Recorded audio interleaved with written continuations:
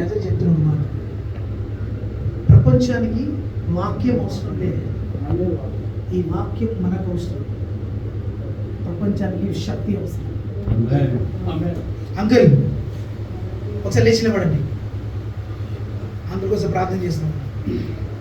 హల్లెలూయా హల్లెలూయా హల్లెలూయా హల్లెలూయా. ఎంతమందికి అర్థమైంది?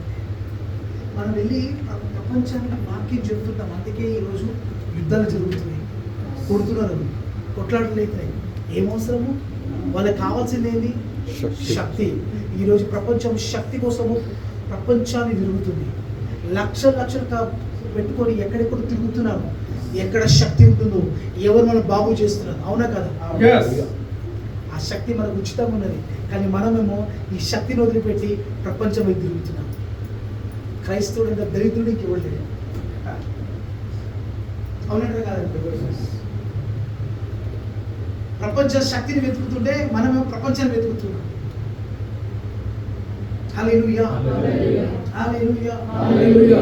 కాదండి, మన సంఘం అందరి సంఘాలు ఉండదు. ఇది మండిచుడు సంఘం కాకుండా అందరూ ఆత్మ చేత నింపబడాలి, అందరూ వరాల చేత నింపబడాలి. నేను కాదండి ఇక్కడ వచ్చి స్వస్థపరచడం, వాడు వస్తున్న కొద్ది లోపల టక్కుమని గేట్ లోపల అడుగు పెట్టిన వెంటనే వాడికి దయ్యం పారిపోవాలి. ఎంతమందికి అవ్వాలని ఉంది అట్లా? ఉందా? ఎవరికైనా ఉందా ఆశ? గేట్ లోపల ఇట్లా అడుగు పెట్టి